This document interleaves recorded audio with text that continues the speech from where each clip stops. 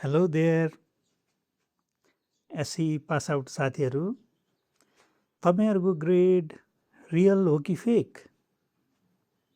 एकछिन कुरा गरौँ है त। फर्स्ट अफ अल, यसपालि एसई दिएर पास हुनुभएको सबै साथीहरूलाई congratulations. I hope the results were as your expectations. Congratulations are also due to your parents, teachers and classmates. बधाई पनि पाइसक्नुभयो होला तपाईँहरूले, अनि मिठाई पनि बाँडिसक्नुभयो होला। Now let's get to the basics. तपाईँको एससीको रिजल्ट हेरेर तपाईँ वा तपाईँको परिवार मिसगाइडेड वा भ्रमित हुनुभएको त छैन नि? अब +2 अथवा ए लेभलमा के पढ्ने भनेर? Please indulge me for a few minutes and I will tell you why. एसईमा तपाईँको जुन ग्रेड आएको छ नि, त्यो तपाईँले साँच्चै नै ल्याएको हो कि म्यानुफ्याक्चर्ड हो भन्ने बुझ्नुहोस् पहिला। साँच्चै ल्याएको कि म्यानुफ्याक्चर्ड? 6 महिनामा कोर्स कम्प्लिट गरेपछि अलमोस्ट 3 देखि 4 महिना तपाईँहरूलाई यसरी लगाम लगायो नि स्कुलमा अनि घरमा।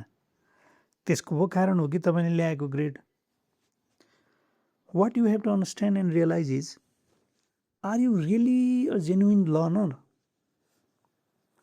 के तपाईँ साँच्चै नै पढ्नमा रुचि राख्ने स्टुडेन्ट हो कि अरूको करले घोटिने मान्छे हो?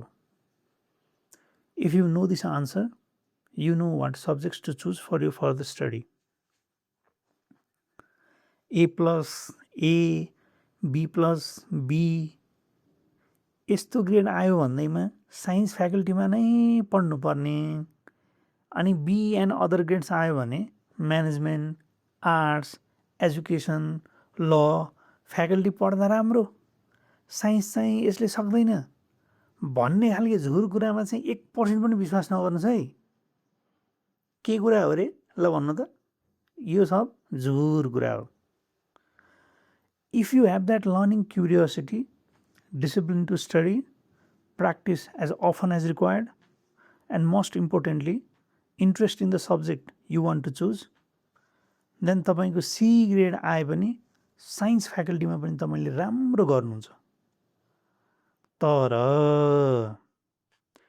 तर यदि टिचर्स एन्ड पेरेन्ट्सको स्ट्रिक्ट सुपरभिजनमा मात्र पढ्ने बानी छ भने तपाईँको ए प्लस ग्रेड आए पनि त्यसको केही वेटेज छैन। जे सब्जेक्ट पढे पनि यु विल बी एभरेज। किनभने तपाईँको त्यो कुरामा न त इन्ट्रेस्ट हुन्छ, न त तपाईँसँग मेहनत गर्ने बानी नै हुन्छ, न त मेहनत गर्ने चाहना नै हुन्छ। द्याट्स वाइ, त्यही भएर म भन्दैछु ए प्लस आएको ग्रेड पनि म्यानुफ्याक्चर्ड हुनसक्छ, नट अर्न्ड। सो प्लिज आफूलाई नै चिन्नुहोस् पहिला। तपाईँ कस्तो स्टुडेन्ट हो भन्ने कुरा आफूले बुझ्नुपर्छ। अब कलेज एडमिसन्स खुल्यो, स्कुलको टिचर्स, घरमा बाबा मम्मी, आफन्त अथवा सिनियर दाइ दिदीहरूले तैँले सक्छस् अथवा तैँले यो पढ भनेर भन्नुभयो भनेर ब्लाइन्डली दौडिने होइन इन्ट्रान्स दिन।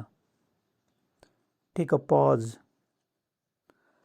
तपाईँ कस्तो स्टुडेन्ट हो भन्ने आफैलाई चिन्न प्रयास गर्नुहोस् पहिला। तपाईँको ग्रेड अर्न्ड हो कि म्यानुफ्याक्चर्ड हो भन्ने बुझ्नुहोस्। रियल अर फेक के हो भनेको कारण त्यही हो। If your grade has been earned by your hard work and dedication, त्यो रियल हो। यदि होइन, स्कुलमा टिचर्स अनि घरमा बुवा आमाले घोटाई गरेर ल्याउनु भएको ग्रेड हो भने that is a manufactured grade, that's fake grade. ल, नाउ मेक यो डिसिजन। यो भिडियो तपाईँको भिडियो भन्दा पनि अडियो पो होला, वेल यु अन्डरस्ट्यान्ड।